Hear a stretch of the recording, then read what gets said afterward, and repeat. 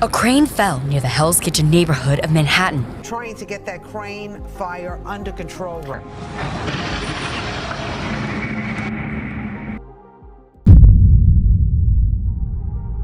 45 stories above 10th Avenue, a nightmare is unfolding in real time. Thick, oily smoke is pouring from the machine deck of a massive tower crane, and the engine compartment is already a localized furnace. Suspended from the hook is a 7-metric-ton bucket of wet concrete, a massive deadweight pulling against steel cables that are literally cooking in the heat. The operator has seconds to move, but the fire is moving faster.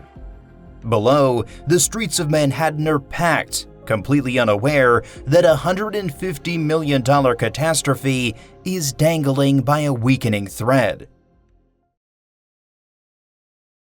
To understand why this specific diesel-hydraulic luffing-jib powerhouse is the backbone of the New York City skyline, you have to understand the unique constraints of building in a vertical forest.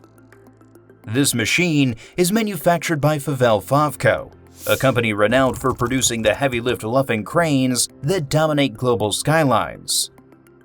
This is not a standard hammerhead crane where the jib remains horizontal.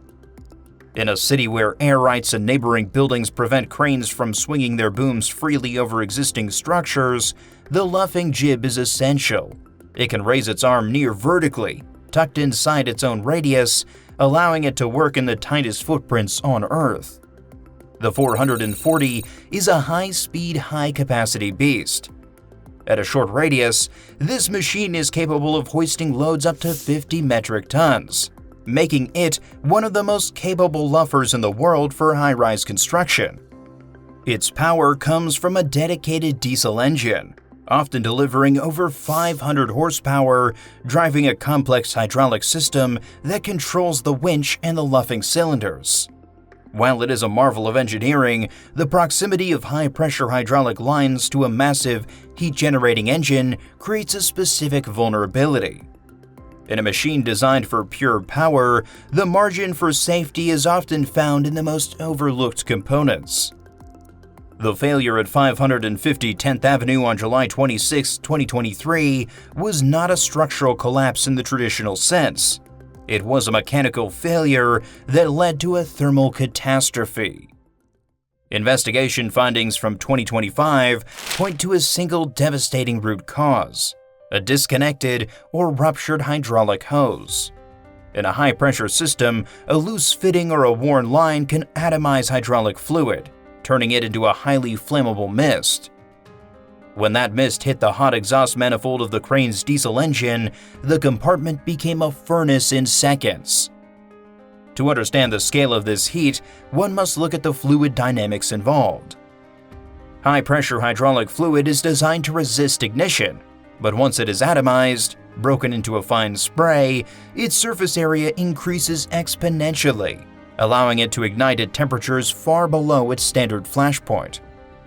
As the fire raged 45 stories up, the machine's cooling systems failed immediately, and the heat began to soak into the surrounding structural steel. Specifically, it began to affect the luffing ropes, the steel cables that hold the boom aloft. This leads to a phenomenon known as thermal relaxation. Steel wire rope is a precision-engineered component consisting of multiple strands of high-carbon steel twisted around a core.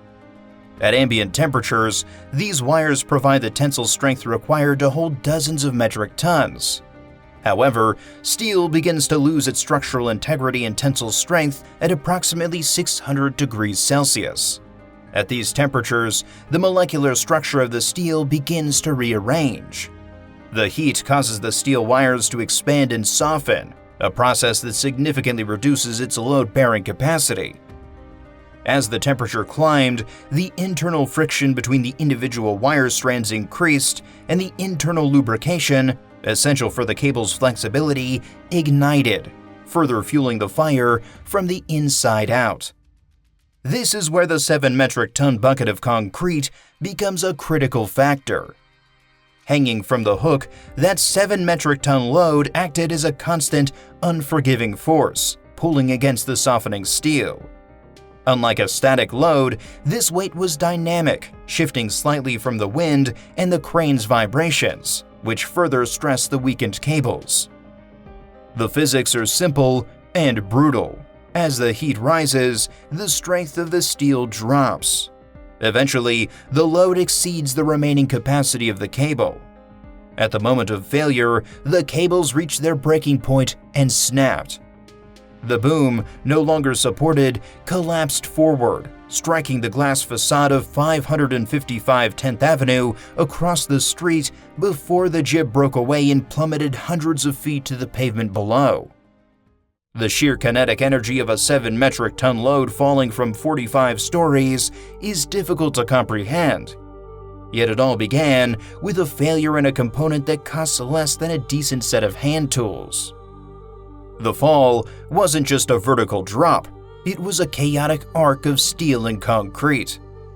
As the jib struck the neighboring building, it shattered high-performance glass and shredded aluminum framing, sending a tower of razor-sharp debris onto the streets below. Pedestrians scrambled for cover as the impact echoed like a bomb through Hell's Kitchen. If a $50 part can bring down a multi-million-dollar machine, how much of our industrial safety relies more on luck than we'd like to admit?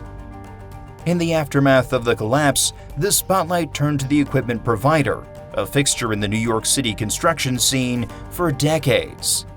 Public safety records and previous city investigations provide a neutral but sobering look at the challenges of maintaining a fleet of heavy machinery in such a high-intensity environment. Operating cranes in Manhattan is one of the most heavily regulated activities in the world, and for good reason. The Department of Buildings requires rigorous inspection schedules, specialized licensing for operators, and strict maintenance logs. However, the history of crane safety in the city shows that even with stringent oversight, the human and mechanical elements are prone to friction. This wasn't the first time the city had seen a major incident involving tower cranes, and each time, it sparked a new wave of policy changes. The provider in this instance has been a partner in dozens of successful, high-profile projects that define the modern skyline. Yet this incident serves as a reminder that a single oversight can overshadow years of operation. Maintenance in New York City is a logistical gauntlet. Parts must be moved through congested streets, and specialized technicians often have to work overnight or in extreme weather to keep a project on schedule. The financial stakes are immense. A tower crane can cost thousands of dollars a day in rental fees alone, and any downtime can cascade into delays for every other trade on the site, from the ironworkers to the concrete crews. It highlights a broader industry tension: the constant pressure to meet aggressive project deadlines versus the absolute necessity of meticulous, down-to-the-bolt maintenance. In an environment where every hour of downtime costs thousands of dollars, the temptation to push equipment to its limits is ever present. This tension is exacerbated by a global shortage of highly skilled crane technicians who can identify the subtle signs of hydraulic fatigue or micro fissures in a fitting before it leads to a catastrophic breach. The industry has long relied on visual inspections, but as this failure proves, visual checks are often insufficient for identifying internal hose degradation or heat-related fatigue in fittings hidden behind engine cowlings. Furthermore, the age of a crane fleet is a constant point of debate. Newer machines come with more advanced electronic monitoring and fire suppression, but older workhorse models like the 440 are often favored for their perceived mechanical simplicity and reliability in the field. The industry must now grapple with how to ensure that these massive machines remain safe in the most densely populated environment on Earth, especially as projects grow more complex and the margin for safety continues to narrow. The investigation also scrutinized the role of third-party inspectors. In New York, cranes must be inspected by licensed professionals who verify everything from the torque of the bolts to the condition of the hydraulic seals. Yet, even a thorough inspection is only a snapshot in time. A hose that looks perfectly fine on a Tuesday can fail on a Wednesday if it is subjected to a sudden pressure spike or environmental degradation. This raises deep questions about the frequency and methods of inspection in high-stakes urban environments. Are we inspecting for what might happen, or just checking boxes for what has already been done? The final investigation findings released in 2025 have solidified the staggering financial and human cost of the collapse. While miraculously no lives were lost, the human impact was significant, with 12 people sustaining injuries. These injuries range from physical trauma caused by falling debris to respiratory issues from the intense smoke and the psychological trauma of witnessing a building-sized machine fall from the sky. In the legal landscape of New York City, settlements for emotional distress and trauma following a major construction disaster often reach 7 figures per person. Industry analysts estimate the total injury settlements could range between $15 million and $25 million. This is not just about the immediate medical bills. It's about the long-term liability that comes when the public's trust in urban safety is shattered. The physical damage to the surrounding infrastructure was equally immense.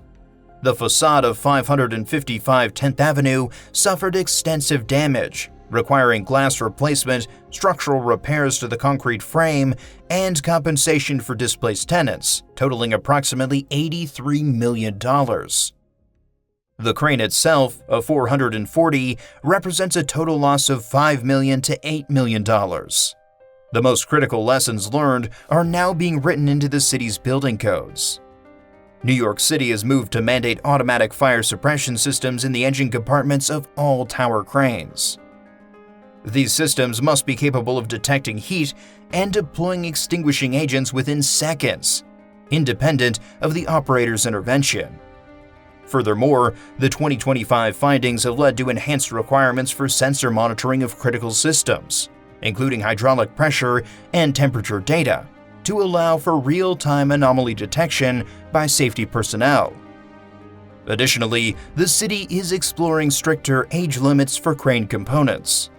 While the crane structure itself might last for decades, the 2025 findings suggested that high-pressure hydraulic assemblies should be replaced on a much more aggressive schedule, regardless of their apparent condition. This predictive maintenance model aims to remove the element of human judgment from critical safety components. It shifts the industry from run to fail to replace by schedule, a move that is costly but necessary to prevent another 10th Avenue catastrophe. Perhaps the most significant hidden cost lies in the project delays at 550 10th Avenue. The site was shuttered for months during the initial investigation, debris removal, and structural recertification. Between labor stand-down costs, financing interest on hundreds of millions in loans, and the idling of other specialized equipment, the delay costs are estimated between $30 million and $50 million. This collapse forced the industry to look at the hidden vulnerabilities of high-rise construction. It's no longer enough to have a strong boom and a skilled operator. The internal plumbing of these machines must be treated with the same level of scrutiny as the structural steel. The catastrophe value here isn't just a number. It is a reflection of the interconnectedness of modern urban development. One hose fails, a crane burns, a building is struck, a street is closed, and a dozen lives are changed forever. When all factors are tallied, the total catastrophe value sits between $140 million and $170 million. This event serves as a stark reminder that in the world of heavy industry, technical accuracy is the only thing standing between a successful build and a generational disaster. We often talk about the price of progress, but when the bill for a single failure exceeds $100 million, at what point does the risk outweigh the reward? Thanks for watching Hard Hat Industries, your source for serious machines doing real work. If you like this, hit like, subscribe, and turn on notifications so you don't miss what's next. Until then, keep your head down and your gear running.